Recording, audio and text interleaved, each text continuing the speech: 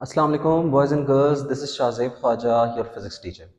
आज की क्लास में हम लोगों ने चैप्टर नंबर 2 का लास्ट लेक्चर स्टार्ट करना है और आज हम लोगों ने डिफरेंट ग्राफ्स के बारे में पढ़ना है।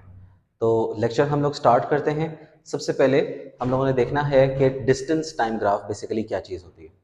तो ग्राफ आप लोगों ने ग्राफिकल एनालिसिस ऑफ मोशन करने से पहले आपको दो चीज़ें समझ आनी चाहिए। वो दो चीज़ें कौन सी, आप हमेशा याद रखिएगा कि एक ग्राफ के अंदर हमें पता है कि दो तरह के एक्सेस होंगे। इसको हम लोग बोलते हैं एक्स एक्सेस और ये वाला है हमारे पास वाई एक्सेस। ठीक है। अब क्योंकि हमने सबसे पहले प्लॉट करना है डिस्टेंस टाइम ग्राफ, तो time will always be plotted at the X axis. Time को हमेशा अपने एक्स एक्सिस पे प्लॉट करना है और दूसरी क्वांटिटी इस केस में डिस्टेंस थी, वो हमेशा वाई एक्सिस पे प्लॉट होगा। ये की पॉइंट्स हैं।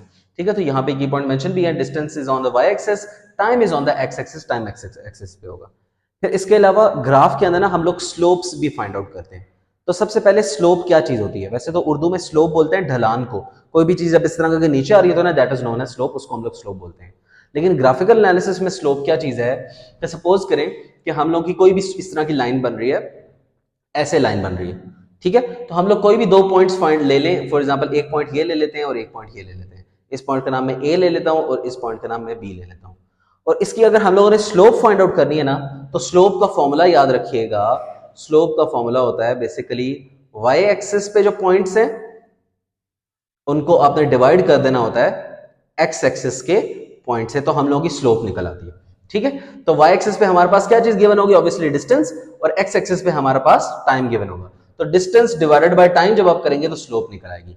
और डिस्टेंस टाइम ग्राफ में जब आप स्लोप निकालोगे तो स्लोप बेसिकली क्या हो जाएगा? फिर स्लोप होगा Y axis by axis. Y axis में डिस्टेंस था, एक्स एक्सिस में टाइम था, तो distance divided by times will give speed. तो स्लोप जब आप फाइंड आउट करेंगे डिस्टेंस टाइम ग्राफ से, तो वो हमें स्पीड की वैल्यू फाइंड आउट करके दे रहा होगा। अब हम लोग ये देख लें, slope of a distance time graph give speed. वो स्पीड की वैल्यू देता है वाई, बिकॉज वाई एक्सिस में डिस्टेंस है, एक्स एक्सिस में टाइम है। Distance divided by time is the formula for speed. वो स्पीड का फॉर्मूला होता है, तो इसकी स्लोप से हम लोग स्पीड की वैल्यू इसको फाइंड आउट कर लेते हैं। अभी आपको समझ आ जाएगी मैं बेसिकली बात क्या कर रहा हूं। डिफरेंट तरह के ग्राफ्स देखते हैं। सबसे पहले देखिए, एक आपके पास ये ग्राफ बना हुआ है। इस ग्राफ में क्या है कि एक एक्स और वाई एक्सिस बना हुआ है। एक्स एक्सिस के अंदर टाइम है, वाई एक्सिस के अंदर डिस्टेंस है।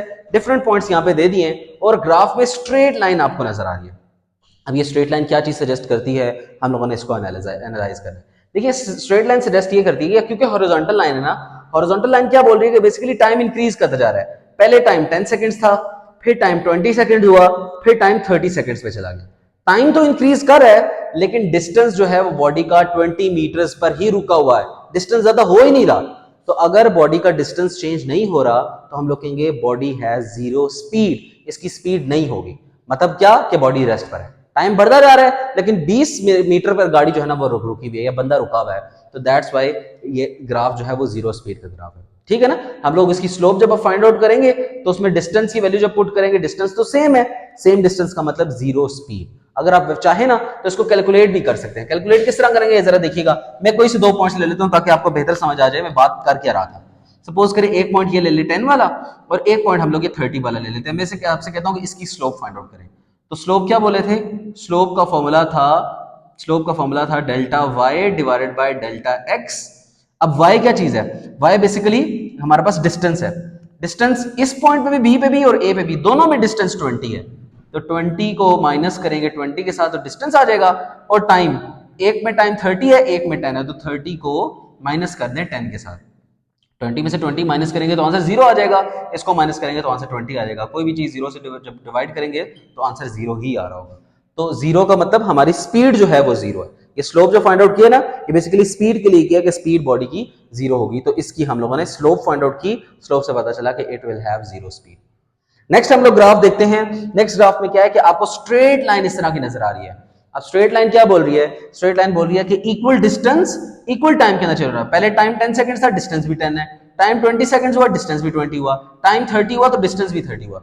क्योंकि इक्वल इंटरवल के साथ चेंज आ रहा है ना, जितना टाइम बढ़ रहा है उतना ही डिस्टेंस भी बढ़ता जा रहा है। तो this is the graph for uniform speed. ये यूनिफॉर्म स्पीड का ग्राफ है। आप चाहें तो आप कर भी सकते हैं। वाई एक्सिस को एक्स एक्सिस में से डिवाइड कर दें। देखिए, वाई एक्सिस में डिस्टेंस क्या है शुरू पॉइंट पे? 10। एक्स एक्सिस में क्या है? 10। 10 से डिवाइड करें, आंसर क्या आ जाएगा? ऑब्वियसली 1। दूसरा पॉइंट ले लें, वाई एक्सिस में 20, एक्स एक्सिस में 20। 20 डिवाइड बाय 20 आंसर क्या आ जाएगा? फिर आंसर 1 आ जाएगा। 30 डिवाइड बाय 30 करें, फिर आंसर क्या आ जाएगा? 1 आ जाएगा। तो body has uniform speed, uniform speed को हम लोग सेम स्पीड भी बोलते हैं। तो अगर ये स्ट्रेट लाइन नजर आ रही हो ना आपको, तो स्ट्रेट लाइन में बोलना है कि अगर तो डिस्टेंस टाइम ग्राफ है तो इट हैज यूनिफॉर्म स्पीड, ये यूनिफॉर्म स्पीड का ग्राफ है। आई होप बात आपको समझ आ रही होगी। नेक्स्ट दो तरह के ग्राफ्स है, इंक्रीजिंग स्पीड और डिक्रीजिंग स्पीड का। इंक्रीजिंग स्पीड का ग्राफ आपको इस तरह करके टर्न ऊपर करके नजर आ रहा है। इसका मतलब क्या है कि शुरू में तो टाइम बढ़ा था, डिस्टेंस भी बढ़ा था, लेकिन एक वक्त है कि डिस्टेंस एकदम से बढ़ना स्टार्ट हुआ। टाइम अब इतना नहीं बढ़ा जितने डिस्टेंस एकदम से इंक्रीज हुआ है, मतलब आपने एकदम से गाड़ी को एक्सेलरेट करना स्टार्ट कर दिया। और अगर ग्राफ नीचे की तरफ आ रहा है तो this is the graph for decreasing speed, तो ये डिक्रीजिंग स्पीड का ग्राफ है। तो ये बेसिकली चार ग्राफ्स थे फॉर डिस्टेंस टाइम ग्राफ, हम लोग इनको बोलते होते हैं जीरो स्पीड का, यूनिफॉर्म स्पीड का, increasing speed and decreasing speed. अब आपको ग्राफ्स देखते साथ आइडिया हो जाना चाहिए, एक दो दफा प्रैक्टिस करेंगे, हाथ रख के चेक करेंगे आपको ग्राफिकल एनालिसिस समझ आता है या नहीं, तब आप अच्छे एक्सपर्ट्स बन सकते हैं। और अच्छे फिजिसिस्ट की निशानी भी यही होती है कि वो ग्राफ देखते साथ उसको आइडिया हो जाता है कि बेसिकली बोल क्या रहा है मेरे साथ, किस तरह का मोशन होगा बॉडीज के अंदर। नेक्स्ट हम लोग तरह के ग्राफ्स को डिस्कस कर लेते हैं। These are the speed time graph.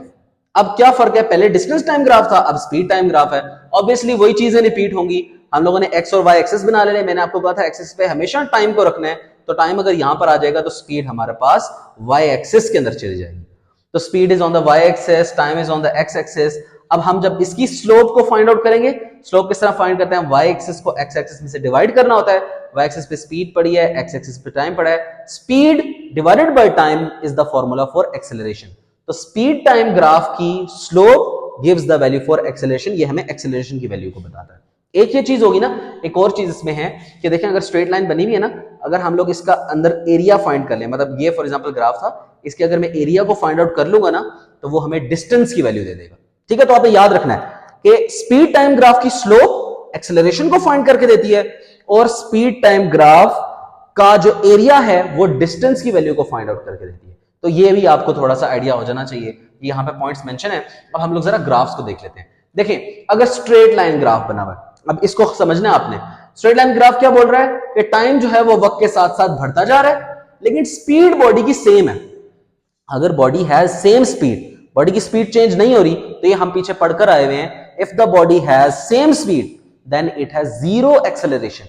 Acceleration का मतलब ही होता है कि बॉडी या तो स्पीड तेज करी या तो स्पीड आहिस्ता करी है। तो अगर तो बॉडी की स्पीड ही चेंज नहीं कर रही, स्पीड चेंज नहीं कर रही, तो इट हैज जीरो एक्सेलरेशन। तो ये ग्राफ हमारे पास जीरो एक्सेलरेशन का ग्राफ है। ठीक हो गया। अच्छा, अब हमारे लेते हैं जी स्ट्रेट लाइन ग्राफ बना हुआ है। स्ट्रेट लाइन ग्राफ क्या बोल रहा है कि जैसे जैसे हमारा टाइम बढ़ता जा रहा है, वैसे वैसे हमारी इक्वल इंटरवल के साथ स्पीड भी बढ़ी है। स्ट्रेट लाइन ग्राफ मतलब यूनिफॉर्म होगा, तो इक्वल इंटरवल्स के साथ, क्योंकि इक्वल जैसे जैसे टाइम बढ़ा है वैसे वैसे स्पीड भी बढ़ी है, तो हम लोग कहेंगे इट हैज यूनिफॉर्म एक्सेलरेशन। मतलब एक ही इंटरवल के साथ उसकी एक्सेलरेशन इंक्रीज करी है। फॉर एग्जांपल एक्सेलरेशन उसकी 10 मीटर पर सेकंड हो जाएगी, कि 10 मीटर पर सेकंड के साथ बॉडी जो है ना स्पीड अप होती जा रही है। ठीक हो गया। नेक्स्ट हम लोग आते हैं, ये बेसिकली ग्राफ है इंक्रीजिंग एक्सेलरेशन का। अगर ऊपर की तरफ ग्राफ बन रहा होगा इंक्रीजिंग एक्सेलरेशन, अगर नीचे की तरफ ग्राफ बन रहा होगा तो डिक्रीजिंग एक्सेलरेशन। मतलब समझ लें, इंक्रीजिंग एक्सेलरेशन का मतलब बेसिकली ये होगा कि गाड़ी का स्पीड, आपने पैडल, जो रेस का पैडल होता है वो फुल प्रेस किया हुआ है, गाड़ी की स्पीड एकदम से इंक्रीज करती जा रही है, इसका मतलब है इंक्रीजिंग एक्सेलरेशन, गाड़ी की स्पीड अप हो रही है, ज्यादा हो रही है। और अगर स्पीड डाउन हो रही है, डाउन स्पीड कब होती है, अगर 100 की स्पीड पे आप ब्रेक मार लो, गाड़ी की स्पीड डाउन होगी, गाड़ी की स्पीड डाउन होगी, तो this will be the graph for decreasing acceleration. वो ग्राफ कुछ ऐसे बनेगा। डिक्रीजिंग एक्सेलरेशन को हम लोग दूसरा नाम भी देते हैं,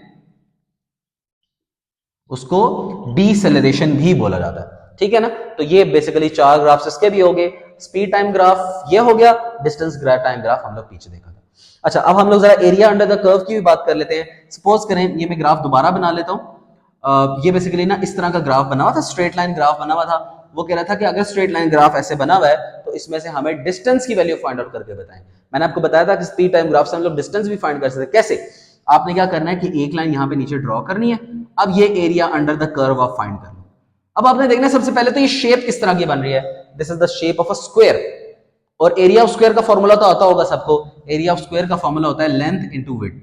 ठीक है, तो लेंथ हम आप ये अज्यूम कर लो 20, और विड्थ भी आपके पास 20 है। लेंथ और विड्थ के अंदर वैल्यू पुट करें, 20 मल्टीप्लाई बाय 20, तो 20 को जब आप मल्टीप्लाई करेंगे 20 के साथ तो 400 मीटर्स डिस्टेंस आ जाएगा। ठीक है, मैं सिंपल से एग्जांपल देके आपको समझा रहा हूं कि बेसिकली किस तरह डिस्टेंस को फाइंड करते हैं। अगर स्ट्रेट लाइन हो तो आपने नीचे की तरफ कर्व ड्रॉ करना है, शेप बन रही है स्क्वायर की, एरिया ऑफ स्क्वायर का फॉर्मूला लगा दें। अच्छा, अगर तो हो स्पीड टाइम ग्राफ ऐसे स्ट्रेट लाइन का बनाओ, जो कि हमने पढ़ा था यूनिफॉर्म एक्सेलरेशन का ग्राफ होता है, उसका आपने फाइंड करना है। तो उसका भी यही तरीका है कि आप पहले नीचे की तरफ इस तरह लाइन ड्रॉ करें, लेकिन अब ये जो शेप बन रही है ना, ये शेप बन रही है ट्रायंगल की। तो ट्रायंगल का फॉर्मूला, एरिया ऑफ ट्रायंगल का फॉर्मूला होता है 1/2 इंटू लेंथ इंटू हाइट। 1/2 डाल दिया, लेंथ आप अज्यूम कर ले ये है, हाइट हमारे पास ये है। कोई भी values for example random values दे दें, फॉर एग्जांपल 20 इसकी वैल्यू दे दें, 30 इसकी वैल्यू दे दें, फॉर्मूला लगाएंगे 1/2, लेंथ हमारे पास है 20, हाइट है हमारे पास 30। अब इसको सॉल्व कर लें, तो सॉल्व कर लें इसको, तो हमारे पास 300 मीटर्स आ जाएगा एरिया। ये बेसिकली डिस्टेंस की वैल्यू बता रहा है कि इसके अंदर बॉडी ने 300 मीटर्स का डिस्टेंस ट्रैवल किया होगा। ठीक है ना। तो इस तरह के ग्राफ्स भी आ सकते हैं, आपसे एरिया पूछा जा सकता है, एरिया फाइंड करेंगे तो डिस्टेंस पता चल जाएगा। एक कॉम्प्लेक्स ग्राफ भी कर लेते हैं। सपोज करें कि ग्राफ ना हमारे पास कुछ ऐसे बना हुआ है, मतलब टेढ़ा मेढ़ा ग्राफ बना हुआ है, ये हमारे पास ग्राफ है। तो अब इसमें हम लोगों ने डिस्टेंस को फाइंड करना है। अब इसमें डिस्टेंस को फाइंड करने का थोड़ा सा कॉम्प्लेक्स तरीका है। वो क्या, पहले ये स्ट्रेट लाइन नजर आ रही है ना, ये एक ट्रायंगल बना दें, फिर आपको स्ट्रेट लाइन नजर आ रही है, इस तरह रेक्टेंगल बना दें, और फिर ऊपर की तरफ स्लोप नजर आ रहा है, तो ये दोबारा आप ट्रायंगल बना देंगे। इसके अंदर एरिया ऑफ ट्रायंगल का फॉर्मूला पुट करेंगे, इसके अंदर एरिया ऑफ रेक्टेंगल का फॉर्मूला पुट करेंगे, इसके अंदर एरिया ऑफ ट्रायंगल का दोबारा फॉर्मूला पुट करेंगे। ट्रायंगल्स दो हैं, एक रेक्टेंगल है, तीनों के एरियाज आ जाएगा, तीनों को प्लस कराएं तो टोटल डिस्टेंस भी आ जाएगा। ये भी एग्जांपल पूछी जा सकती है आपको पेपर के अंदर। तो ये थे कुछ ग्राफिकल एनालिसिस। आई होप आपको समझ आए होंगे।